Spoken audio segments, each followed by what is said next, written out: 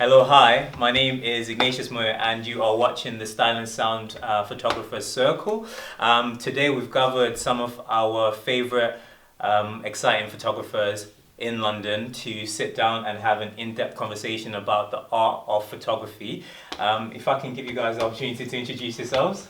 Hi, I'm Lucy and I live in Streatham. I'd probably say that my photography style is mostly film-based with a bit of illustration and collage. Hi guys, my name is Zek, aka Zek Snaps. I'm born and raised in East London, now live in West. What would I describe my photography? I'd say the basic thing, music and fashion, but with a lot of in-depth versatility and something unique out of the occasion. Amazing. My name's Easy, also known as Easy Visuals. I'm from East London, and my photography style, a lot of people try to say like erotic or this and that other. I'll say it's just more concepts. I'm like a concept photographer, and yeah, that's it. I'm Aisha, also known as Captures. I'm East London born and bred, and I'd say my style is it fluctuates because I work with video as well. So I always try and add like mad movement into my photography and mash up loads of styles, and I love shooting how you maybe shouldn't shoot and then playing around with it in post. I think like just messing around really, that's a bit of me. Yeah, I'm Will, from Somerset, living in South East London now. My kind of photography, I started doing a lot of live stuff, like a lot of us I think, and then into portrait, editorial. I like to just be really creative with it, just try and come up with some off-the-wall things as well.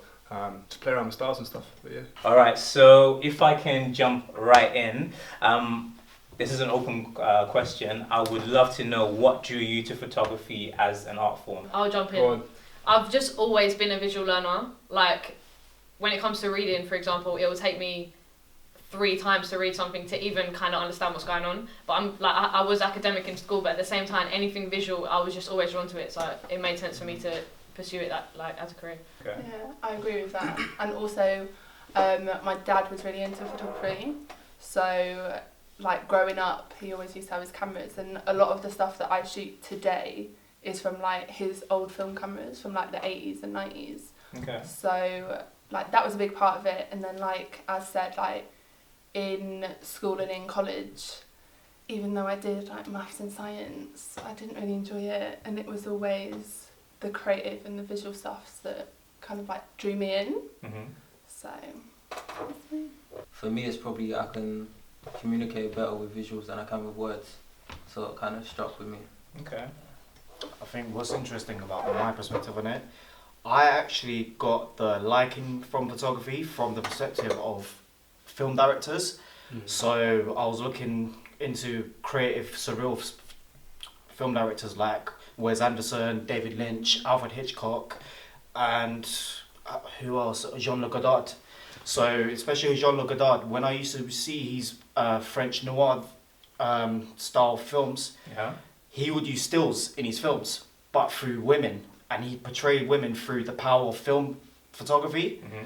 And I used to be so fascinated because when I was studying about his basis of who he is as a director, he would and during my lectures, I was thinking, I was looking at this, I was like, you know what, this looks so interesting, like how he's documenting still photography and film photography into the world of film Okay. through cinematography, which is such an interesting perspective. Yeah, straight up. I think mine's similar to Zek's in the sense of like, for me though, it's music videos. Yeah. And that was a big okay. thing. And that's why like, obviously like, a lot of us do the music thing as well. So for me it was like music videos that really caught onto, like early Kanye videos and things like that. You know, even like for me, like one of the big inspirations for me is like obviously Nabil as well. Yeah. Like seeing his early videos and his early work is like visually like what drew me to it. And I think like you start with taking some shots and then before you know it snowballs and you're like in somewhere with it. Okay. So, I was gonna say I've only been like shooting, as people say, professionally, for the past like 2 or 3 years, because in college like I did pick up a camera and I was shooting quite a lot, and all of my life I've really enjoyed photography, but I went into like after university I went into a job as a retoucher. Mm-hmm. So I've kind of had my first experiences as like in the industry as a retoucher, so I've seen a completely different side of the photography industry in like post-production and how like people edit and like just how much you can change an image, and I feel like that has taught me a lot about photography. Okay. Would you be able to kind of give more information around those lessons and how they've affected the way you shoot now? Yeah, I feel like I'm a lot more conscious when I'm shooting, because there's like tiny things, whether it be like in a studio and there's like a little dirty patch on the floor, like if you wipe that will save half an hour in post. Okay. If there's something on the backdrop. Yeah, And for me that's like for me, like if I need to like edit and retouch my pictures, I do it all myself. But I don't tend to like heavily retouch them. Okay. I don't like doing that. But sometimes it needs to be done. But other things is like if you're shooting a portrait and someone's got like a hair across their eye, do you know how long that takes? That is so annoying. Yeah. And like little things like chipped nail varnish, or like when people have cold arms, like it's so important to keep the model warm. Mm-hmm. Mad It's tips. mental. Yeah. Mm-hmm. Like Yeah. literally the before and afters that I've got on my computer at home. It's a big difference. Literally. Yeah. Okay.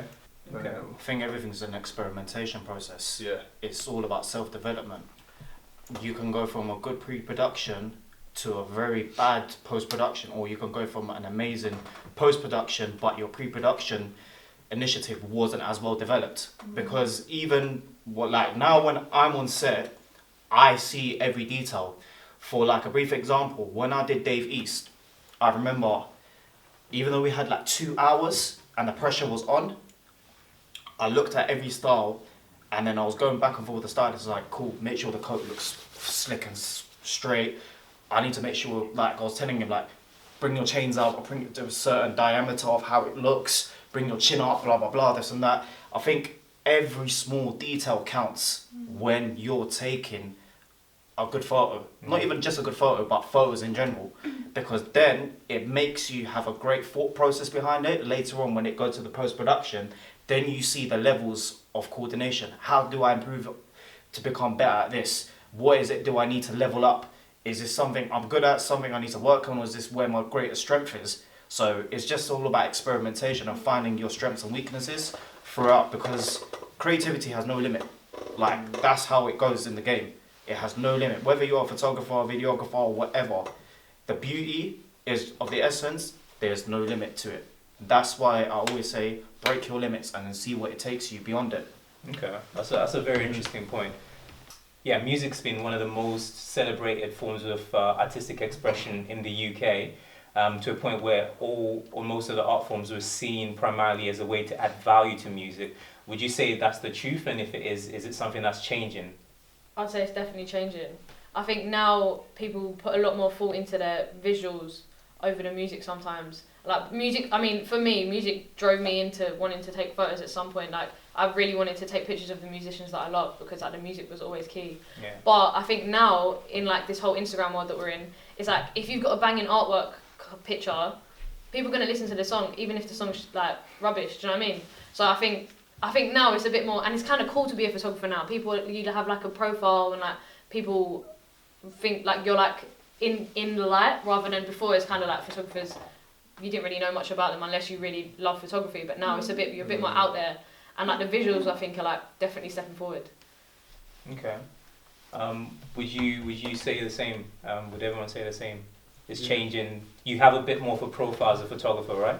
Yeah, I think with the help of, like you're saying, Instagram and social media and stuff, because you just kind of build up this portfolio. But it's like when people fall in love with it, they kind of fall in love with you and everything. They kind of, I guess, champion you. But just depends. I think it just depends on how certain people present their work as well.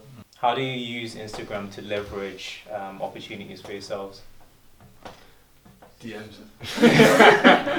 DMs. Like, some of the first stuff from like DMs. Like, Are you DMing yourself or? No, DMing like for the, like, yeah, myself. Like, imagine. Like in your early days, like just reaching out to people, like you wouldn't necessarily. Like, I think that's the beauty of it. Like, there's obviously like we said, we can go into Instagram and the pros and cons, but there's so many prawns. There's so many pros from like our point of view. Like, you know, content creators are like almost like a new type of celebrity in a way. Like, because everything's content based now completely. Yeah. And I think like, if you're starting, DMs for you, like for people, just reaching out. If there's a like new up and coming musician, like at the same time, like we said, musicians are looking for visual stuff all the time. So like just reaching out to people. So that's like the start, I think. Don't agree? Yeah, 100%. I think it's so key to work with the right people at the start, because then they take you to their initiative of where they're going through in their journey as well as your journey, and then after, your network opens through their network at first, and then you develop your networking bit by bit. And I think what's so great about Instagram is that it's created so much personas within photographers.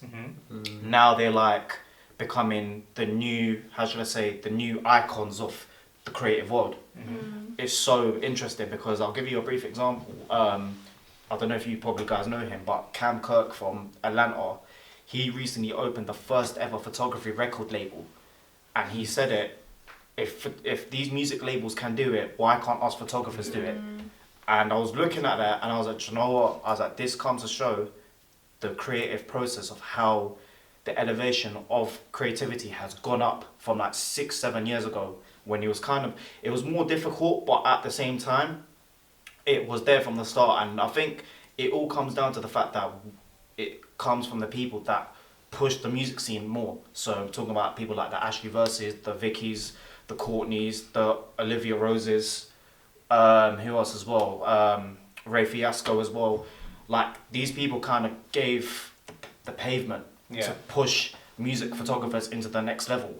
Because those times, grime was probably the most well-known genre in the country. And they were just documenting what grime was going through. Even Olivia Rose, she's documented way back through the times when she was doing other things back in the day for grime artists, and it's just fascinating to see that transition. So now everyone's just becoming so better and better each day.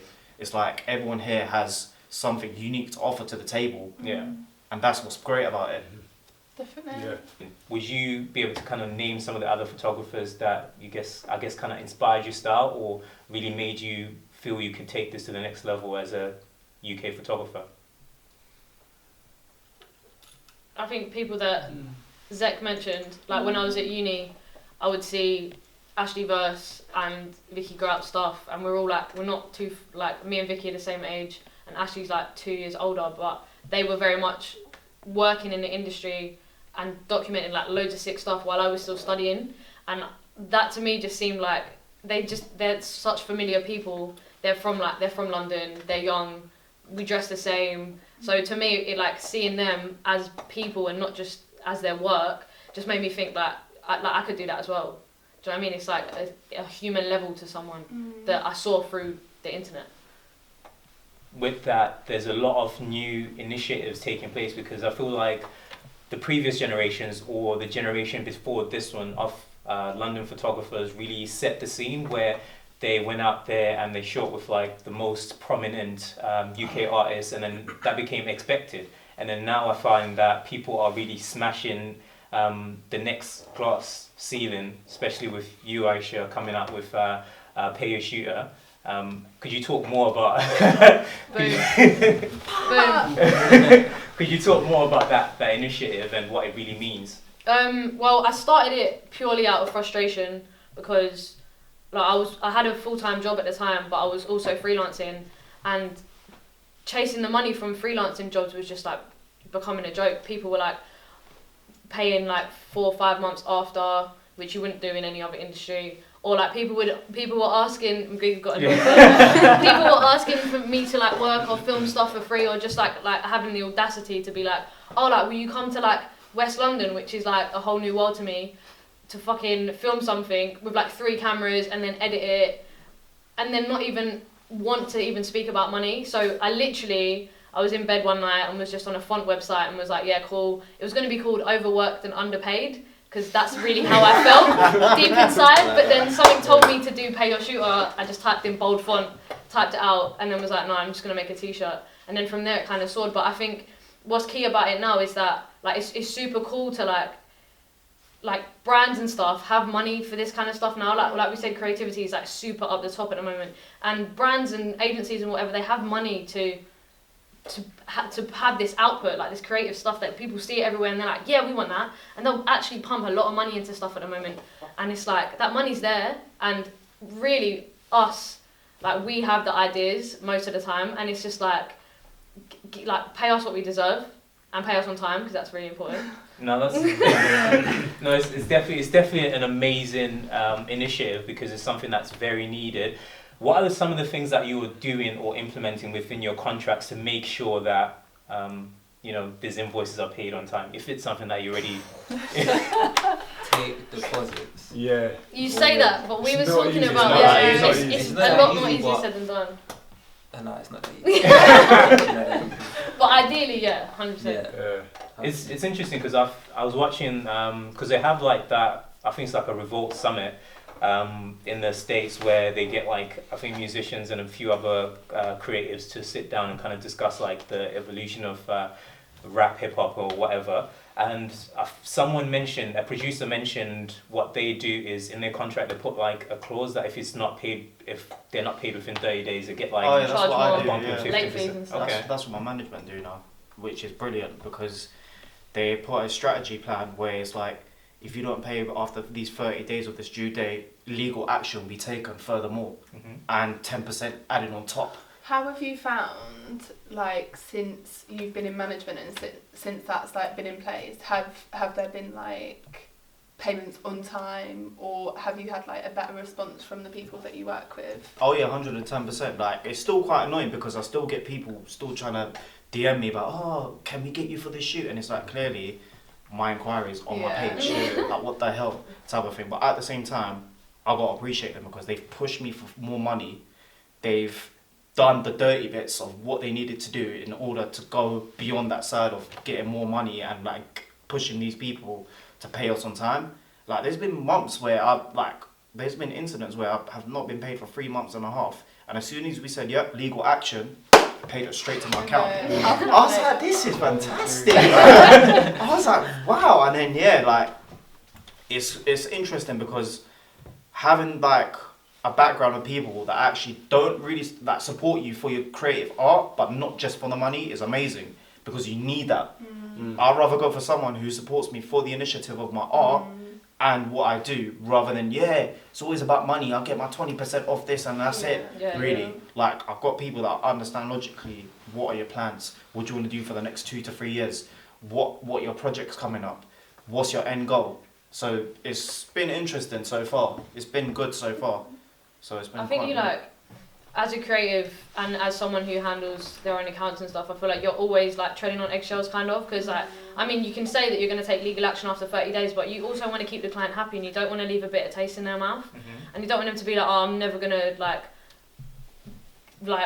recommend Aisha to another person, or like she was annoying to work with because she asked for more money than we had budgeted for her, blah blah blah. But at the same time, that I mean, it's a thin line. There is a principle where like, I mean, we should get paid what we deserve at the right time, but also like, it's, I don't know, I just always feel like a little like, I'm scared sometimes. I know it's your money and I think you just your gotta money be and you work smart. for it. You just got to be smart in how you speak to these people. Yeah. Like, you got to be in a way where, how do you not go over the line, but at the same time, how do you consistently just keep things cool? Because with me, I can get aggravated too quick. So my managers be like, no, just leave it to us. We're more professional. We just let things be calm on the same manner, and then it's still quite fun at the same time. Because they even tell me that, look, like, you can't let these clients go at the same time. Yes, the ironic thing is, if we handed in photos 30 days late, they'll blacklist us straight away. And that's how it goes. But at the same time, these people, they care about the work, what you produce, and they want to keep making sure the work relationship is just there. You just got to be smart on how you make sure things are just calm in the fine line. Professionalism. Yeah, that's it. I think what will probably be interesting to a lot of people that are watching is to know how you were able to get management, because I know not a lot of people within the photography space do have managers. What was your journey to get to that place? I think it was just, I had a good relationship with one of the guys who is my manager. we've known, he's known about my work since 2017. I first met him at Young Teflon's headline show. So he does product placement quite a lot with big American artists, and he's quite well linked. And my other manager, he deals a lot with my CSR, so like my corporate social responsibilities. So like when it comes to like radio interviews and everything related to that. And I think it's interesting because, as I said, you need to get people that believe in your vision, rather than someone who, yes, may get you more money, but do they really believe in what you want to achieve is within their goals as well, not just for the money, as I said. So it came in a way where it was just through networking, to be fair. It was just through networking.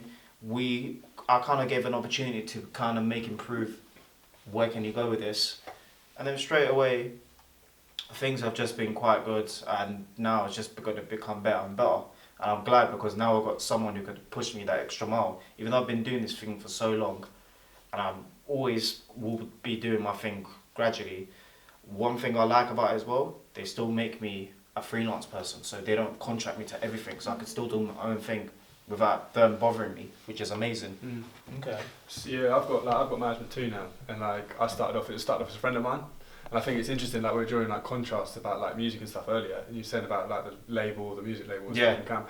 I think it's like you're kind of seeing a similar thing happen in photography a little bit. I think so. Like I think people are realizing that they can now be managers of photographers, because like now we're getting to a place where there's a bit more money in it in terms of the creatives and stuff. So I think it's coming there, and I think I completely like relate to AZ in terms of like treading on eggshells and stuff, because you're trying to always like keep yourself there, whereas it almost takes that weight load off you having a manager. Like it's like Zek and I can focus on the client and make sure we're all friendly with them and we're doing our thing and we've got that good relationship. But at the end of the day, my manager can be who he wants to be to the client. Like obviously I respect him. He's respect. Do you know what I mean? Like he's at the same time. Dirty work. Yeah, he's like representing me. So obviously like I choose wisely like who's representing me. Like I know what he's going to be like with the clients. But at the same time, he can sometimes ask those awkward questions that maybe like we couldn't ask.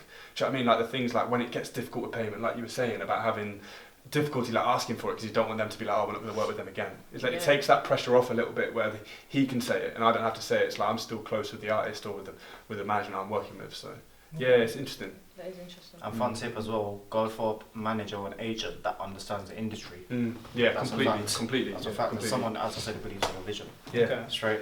So there's a smart way to do it. So let's say someone's watching right now who wants to get into photography or is already in photography but wants to really take their career to the next level. A big piece of advice would be get a manager if you can, and if you can, get someone. I don't even think so. No, I don't think so. necessary. I don't think so. No, just focus on yourself for the time being. Yeah. Like that, when that opportunity comes to you at the right time, then it's like think about how it can better you. Like Zek said, if it's someone that you think like will understands you, helps you like grow, like in terms of understands the industry as well. That's like bang on it. But no, like first thing first, like you've got to just like hustle yourself and get to that point, and like make sure your work's good, so that you get to that point and you've got good relationships yourself before I think bringing someone in that needs to take a weight load off you, because that's the biggest workload, isn't it? It's workload that they take. So.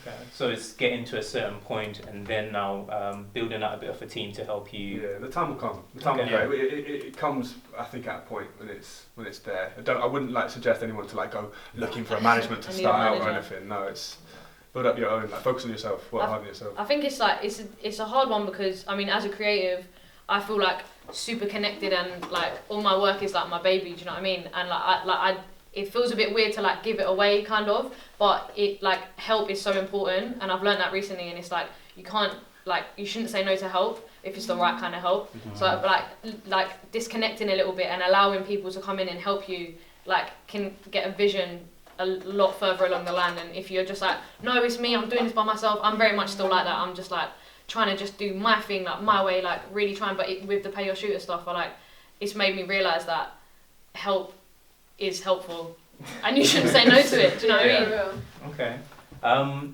Just off the back of a really cool point that Will made, which is there's a lot more money floating around within the photography space. How much should someone be charging if they're working with an up and coming artist and they're fairly good at what they do?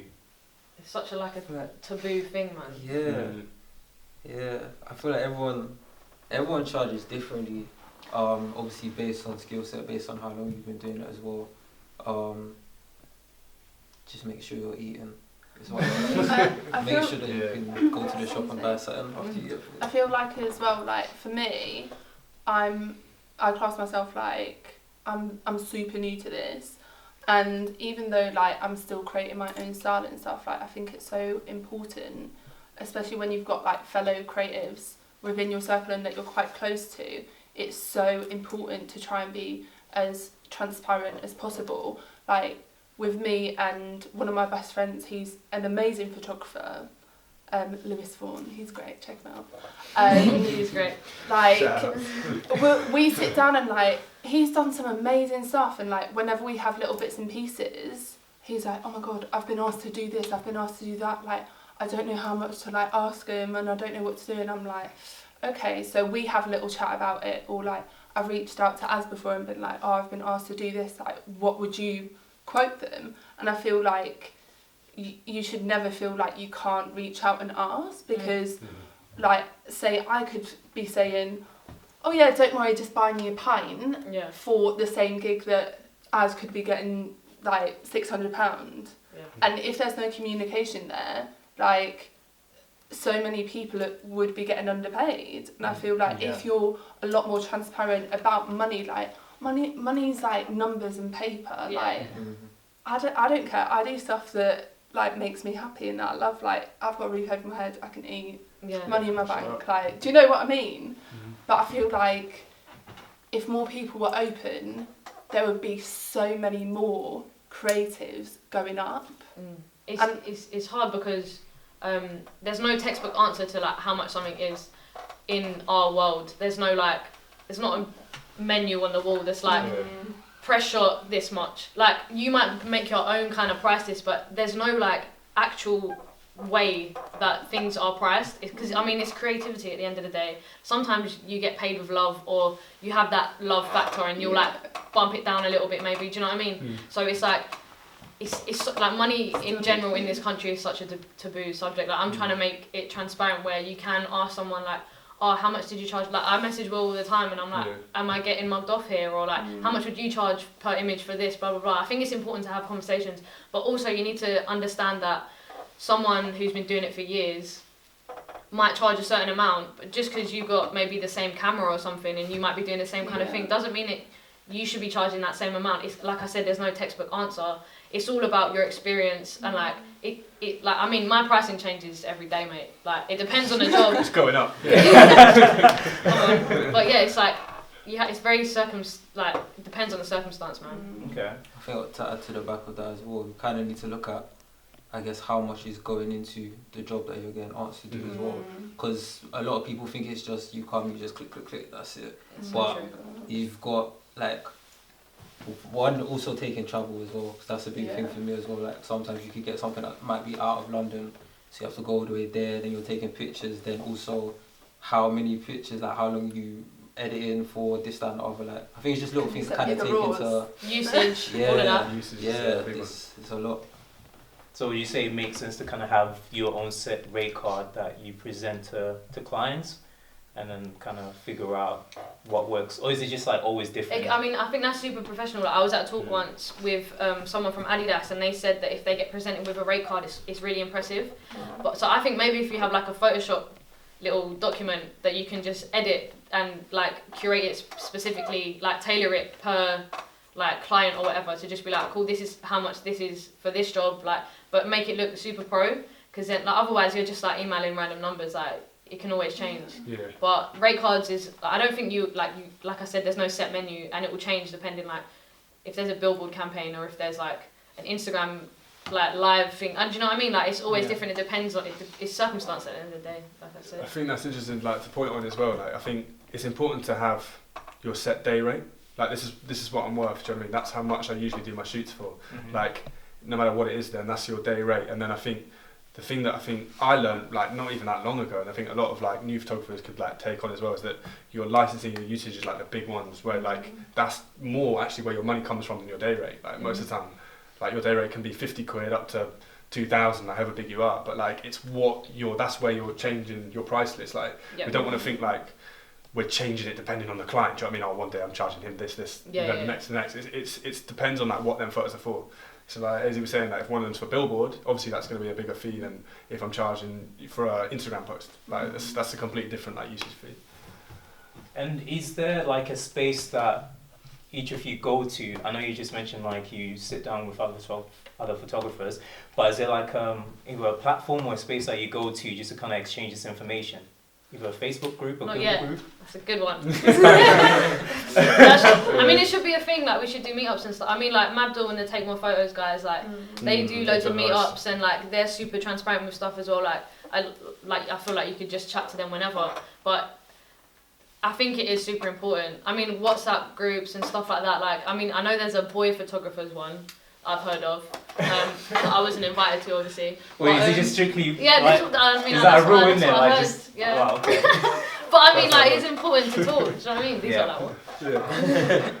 Okay. So definitely there's space for anyone here or another set of photographers to kind of put these things in place, right? For sure. Okay, that's exciting.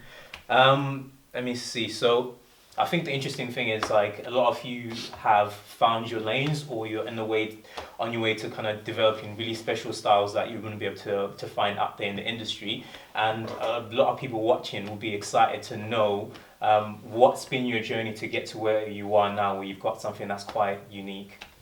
Yeah, I mean, with me, when it comes to touring and shows, Will probably has the same feeling and thought process. I always analyse the venue at every sound check. I always take test shots. Like, I always get the manager or something, can you stand here? Can you go there? Different lenses, test it out, go for a good hour. And then when I know what I want, I'm like, yep, this is sorted. I know what to do.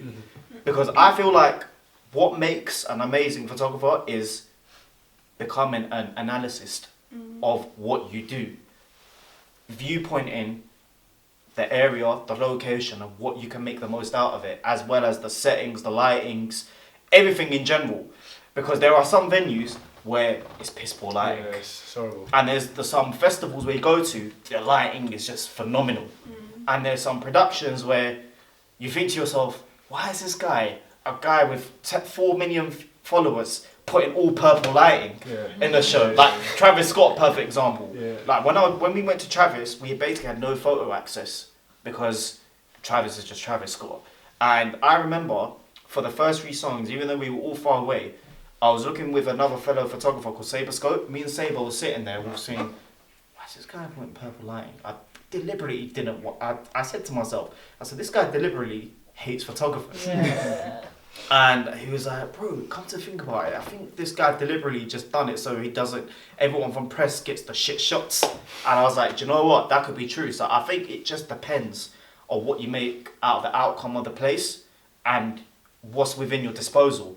Like with me, I'm a bit mad. Like I've always done my shows with a 50mm and a 24mm, but if I need to get extra lenses, I'll do it. So it's just about knowing your place very well and, how should I say, analysing your surroundings. Yeah. So Will's probably gone through that same experiment when he went through Anne-Marie on tour. So yeah. Yeah, completely. First thing you do, like, get out, Scott, the venue. Yeah. Know where I'm going. Like, I want to know, like, where my, I think as well with the live stuff, like, where my access points are on stage, where I can get, where I can creep in around. Like, always do that. Always use your sound check as well. It's like all my tests is like, I'm going to wander around sound check. They'll be watching me, like, going up in these mad places. And I'm trying to figure it out of where I can get to, like, climbing up on stuff and things. Like, okay, these bits look good, yeah, completely get that. No, that's very, very interesting because it seems like these are skills that you developed over time as well. Because from when you're saying before, when you're taking a maybe a studio picture for an artist or a musician, it's a case where you know that you're gonna have to sort this out in post. So like you're already thinking about post in the earlier stages of the shoot. Yeah, I guess it's similar for you guys. Like on gigs and stuff with the lighting, you're like, okay, so I need to do this. That's kind of in my brain being like, I'm gonna pull that sock up so I don't have to retouch it for half an hour later. Oh yeah. Like that's interesting. And yeah, it's all depending as well. Like there's some places where there's too much smoke and it kills the aspect of the whole performance when there's so much good lighting on that first or second song and you're just like, oh my god. Yeah. But at the same time I get it because obviously it's all part of the production process, how it goes. And as I said, it's just all about analysing and seeing your limitations, where you can go, what type of passes do you need, because nowadays venues are becoming more strict day by day. It's like, if you have to be on stage, you need a stage pass. Even if you have a AAA pass, it doesn't work, because it's like, nowadays they have to see who's really like the benefit of the doubt of who's with the person, who's with the team, who's with the artist, and it all comes down to the tour manager agreeing with the promoter. This is what I need for my guy, blah blah blah.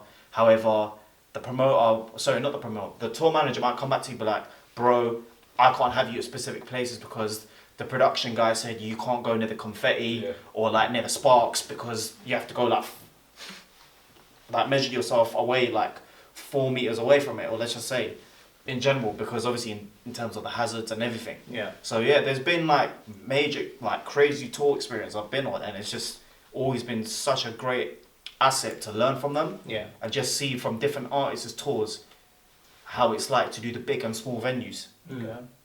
I think if you're starting off, it's like doing the gig stuff as well, and like say you get invited to do like an artist show or something backstage and things as well. It's just like being confident with it, like because like I wish like I'm sure Zex is saying now, like we're at a stage now where we're confident, we know where we can go on stage, we know what we can get away with now.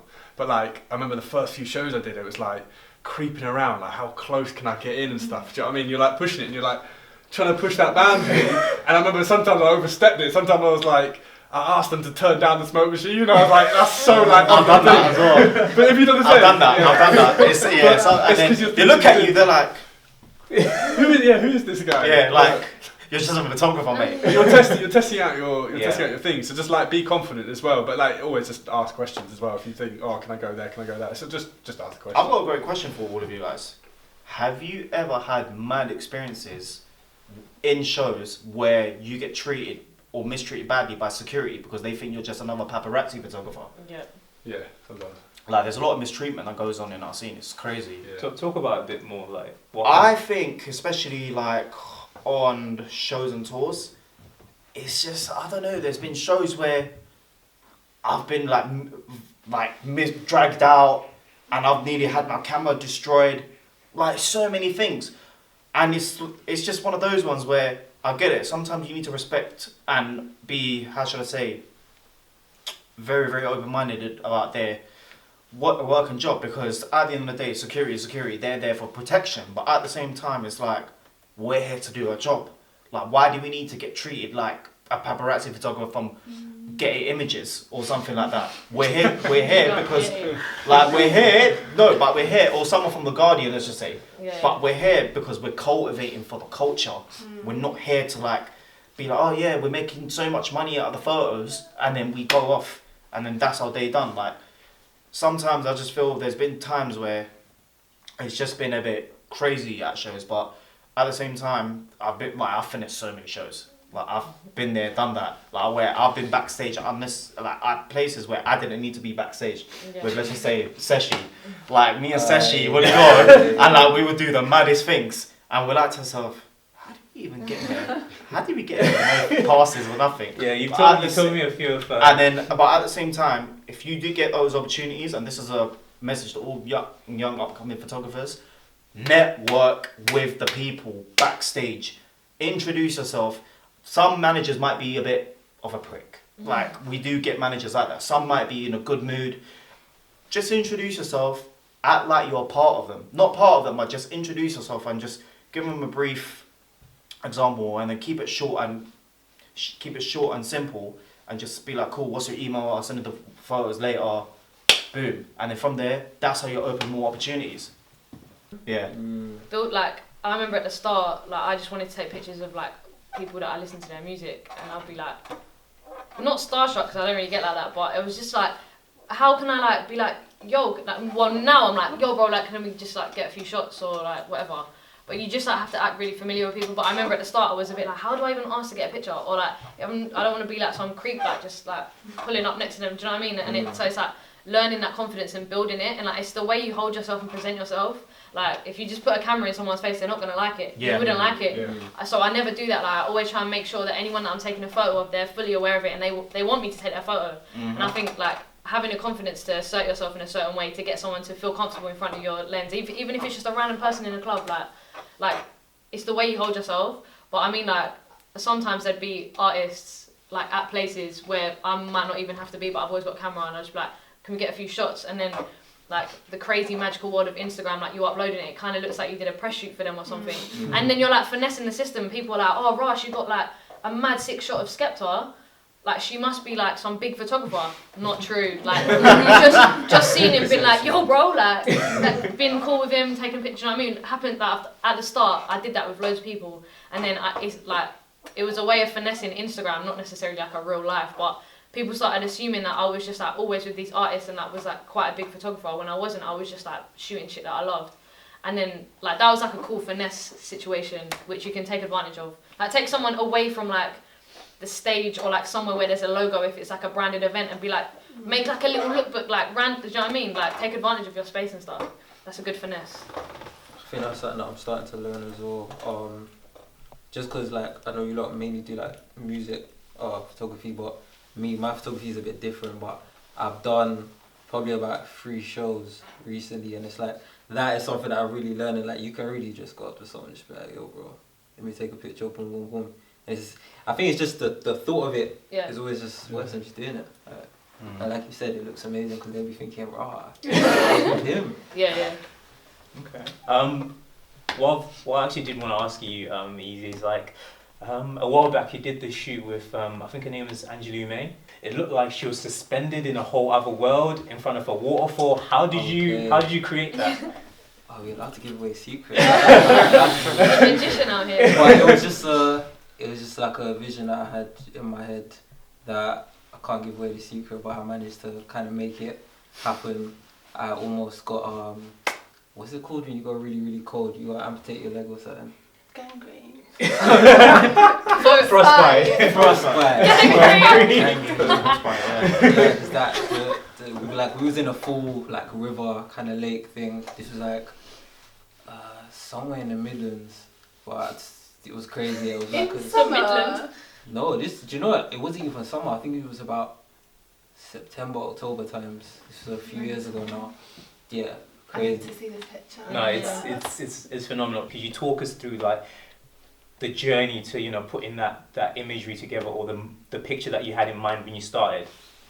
The picture I had in mind, I had seen, I can't remember the name for the life of me, but there was someone on Instagram who did a picture where someone was like, it was like they was just down the street actually, but they was kind of doing the same thing. They was a bit like suspended. So I was just like, that's dope. Like, how do you do that? Are they jumping? Is it just on the other?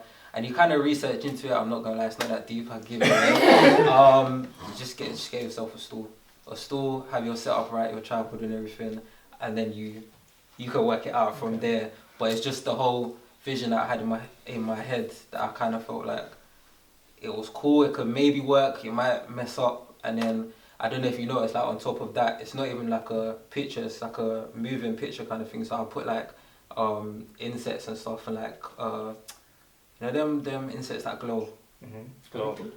Yeah. Fireflies. Fireflies. So have those that. Do you know what I mean? 'Cause I just wanted to kind of bring people into that world and into that picture to make it feel like they was actually there. Amazing picture. It's like a whole other world. It feels like a whole other world. Like, I remember the first time I saw that on my feed.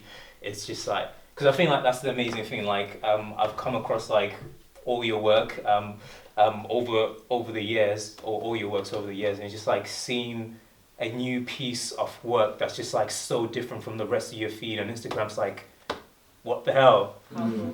Do you comment on other photographers' pictures, or are you like a silent liker? No. Are you I love like, it. Share Yeah, the love, yeah, man. 100%. I'm a gasser. And as well, not just like out of being like, okay, that's amazing and I want to share my love with you. Like, I think it's so important because how Instagram is, especially for like not very well known photographers, like getting the reach and getting people to like see your posts and comment on them, like it is really important for like people, if they do like it, try and comment like on people's pictures or like put it on your story. That's what I do when I love people's work. Just share it, like share it, put it in your share story. it. It's mad important, but like I remember when I was first starting out, like I used to follow bare photographers, obviously, and I had this thing inside me that was like not hate or anger, but it was like a bit of envy, and I always used to see like really sick pictures and be like, that's sick, like I'm gonna like it, whatever. But then I'd be like, oh, like I could have done that, or like how can I do that? And that kind of, like, if you're in a negative headspace sometimes and you see it as competition sometimes, but I'm fully past that now. I'm like, this is sick, you are sick, and really like give it the respect it deserves. But there is a thin line with Instagram. If you see it as competition or inspiration, which if you can drop that negative part, then it's just up from there. Real. I think once you hone in on yourself, who you are, and your craft and everything, that's when you see everything was an inspiration. I feel like that phase you're going through is kind of your growing phase, because you're thinking, okay, I could do stuff like this, I can do this, but you're not quite there yet. But once you're settled with yourself, I feel like over time you start to recognize that the opportunities are endless, so you don't have to see other people as competition. So you can feel free to like share someone's work, like check how sick this guy is, or you know, check how sick this person is. We can all eat together. That's the next picture. That's the next t-shirt. That's right. This is, I think, like this is the part that I've been really looking forward to. This part of the conversation where we can really drop like mad game for the next generation of photographers. Someone who's just watching this hasn't started yet. Like a lot of the questions that I come across when people want to get into photography or videography is like, what's the right camera to get when I start, and where do I get it? And how many DMs you get with that? What camera do you use? What lens is that? Do you know what? For me, like, I have bought my first digital camera about 2 months ago. And for me, like, when I first, like, proper started taking pictures, it was on my dad's old point and shoots. But I feel like whatever camera you've got, whether it be a really old flip phone that you're taking pictures on, your mind, you've got an image in your head, you're going to get it regardless, whether you've got a couple of grand's worth of camera or you've bought one for a £5 down the charity shop. It doesn't matter where you start, like, you're going to produce what's in your head anyway. So it's not the tools, it's like how you like get yourself out through your equipment. Okay. That's what I think. Just how you use start with your kit lens. That's what I'll tell you. If you get a camera, that's your best lens to start with ever, because like you're saying, it's literally just about your mind and your vision, and you're honing in on your skills and your style. Like you can be a beginner and have sick equipment, your 5D Mark IV, this and the other, but your pictures, quality-wise, might be great, but technically, on the technical side, it might fail because you haven't really learnt that aspect yet. I think there's two parts to it for me. There's the one part where if you've seen a style you really like, and like that's why we get the questions like, what camera have you got? Like, spend your time, do your research. Like, think about actually, what can I do? If that's what I want to be photoing or how I want to be photoing, do your research. Like, look into the cameras. Or there's the other part which I think like a lot of us wish we felt, but I think when you're starting out as a photographer, you don't necessarily do it. And that is like, you touched on it. It's like really easy to say like, don't worry too much about the camera you've got. But I think like that is honestly one of the biggest things. Like, really don't worry about it, because like at the end of the day, like the way you're shooting with that camera is so important. Like, and it's so easy when you're such a young photographer and you're seeing us, you know, with the followers we've got and the things we're doing the things like where we're going with it. It's so easy for them to like compare themselves to us and to try to copy that or resonate around it. But no, just be so confident with it, with what you're shooting. Do you know what I mean? One thing to add to this though is when you do, I feel like one of the most important things, like you said, is like be so confident and like know yourself so much. And once you do like find yourself and your style, then invest in yourself. Invest in yourself, because no one else is going to invest in you.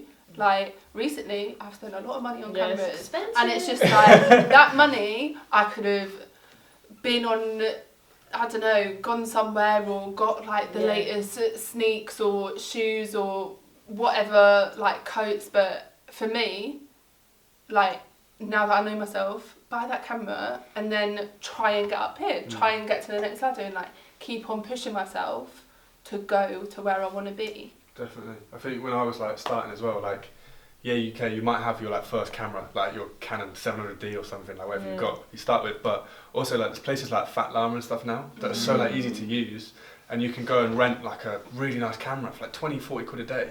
Like, if you're thinking about like, oh, how can I do those shoots, and you know other people shoot with them and stuff, and just rent one out, 20-30 quid a day and go and try it out. It's really good to test other cameras too. Yeah. I'm such a tech freak, like I love, like I did film and TV at uni, so it was very much video based. And then like those cameras that make like The Hobbit and that are like 50 grand, and it's like, what? Like, you want something to look that beautiful, but you're not buying a camera for 50 grand. Like, even to hire it, it's like a couple grand, so it's like it's not happening.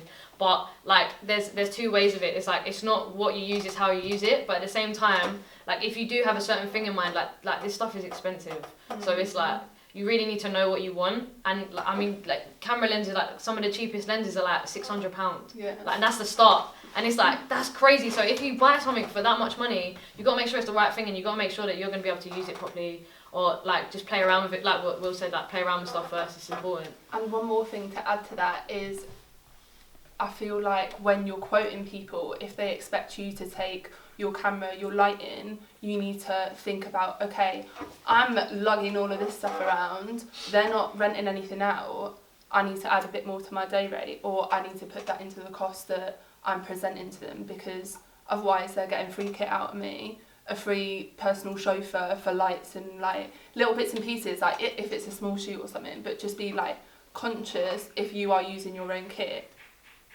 And it's, do you know what I mean? Yeah. It's kit hire as well. 100%. Because like you're an asset, but the kit's also a whole new thing. Okay. If you're a beginner, it's a gem what he said, like Fat Llama will save your life. Yeah. Literally. Are there other websites, not because Fat Llama is more for renting, but are there other websites that you recommend for someone to incorporate into their sphere in terms of photography? I know like you can start by buy a nice camera on eBay or something like that. Are there other websites like that? Charity shops, so good. Go charity shops. For film, definitely. Oh, for film, yeah, sorry. yeah. Not so much for digital. For Canons, like, no lenses. But yeah, little film babies, go to charity shops, for real. Okay. Be smart with your money. Yeah. Meaning you can get a 24 to 70 for a great second-hand price, depending if you know the condition of it.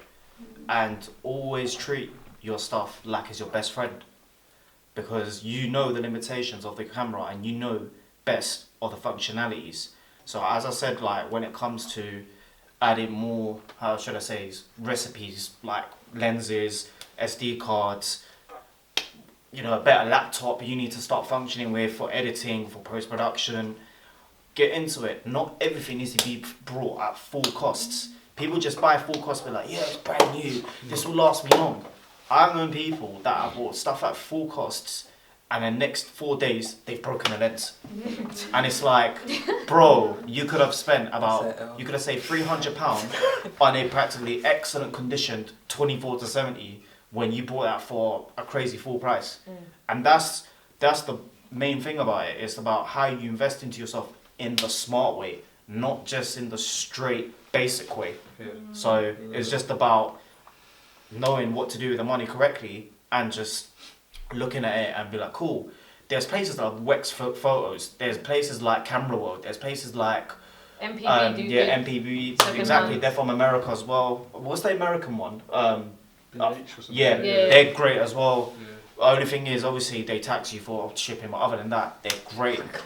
You know how it goes, but otherwise, they're great for like bringing stuff.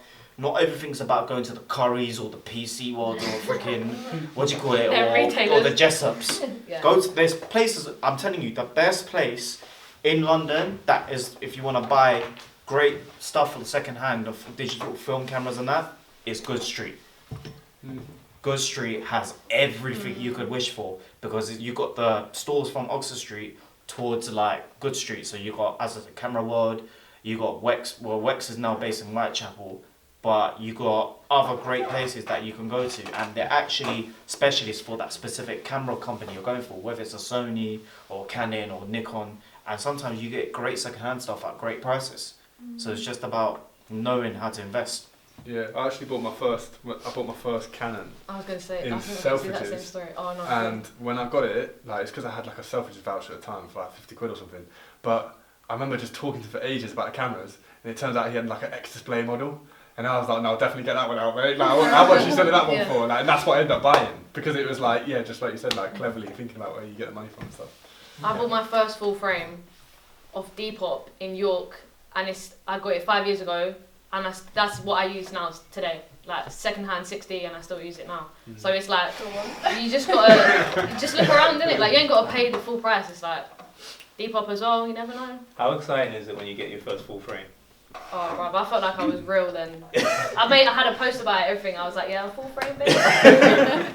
All right. This is a very important question, and I think I wanna end on this one. What kind of mindset do you have to have, or how do you develop a mindset that allows you to get to a place where you can work full time as a freelancer?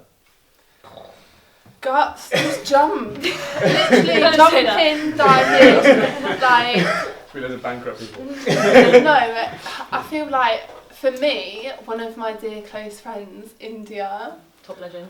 I used to work with her when I was a retoucher, and she was like, Luce, you need to go freelance, like, you're too good to be here, like, you need to be doing more. I know that you want to do more. And because I was getting like little freelance gigs like as well, and then one day I was like, there we go, tomorrow, resignation. And do you know what? Best decision of my life, going freelance. And even though like at first I was so stressed, I used to make myself ill, and I used to stress about money all the time. Now I'm not booked for the rest of the year, but I know that I've got projects in my mind. I know that I'm going to be getting work, I'm going to be getting money, because I've got the passion and the drive like in me. So if you want to do it, but put the work in. It'll come to you. So what do you mean by putting the work in? How do you hustle for those opportunities? Like you said, like networking, like showing your face, Instagram commenting on people's pictures, like reaching out to people with similar interests and just talking. Like it's cool to be nice to people, and like I feel like nice people do get taken advantage of, but I feel like that will get you far and you'll meet some amazing people. I feel like in terms of like mind state, be ready to hustle, save and sacrifice. Your freelance is just you, there's no one above you. It's not a 9 to 5, you're not guaranteed a certain amount at the end of the month. You really have to go out and get it. Save, because again, there's not a 9 to 5, you ain't guaranteed. Like, you have to have something to fall back on when the months are quiet and stuff like that. And in sacrifice, Time.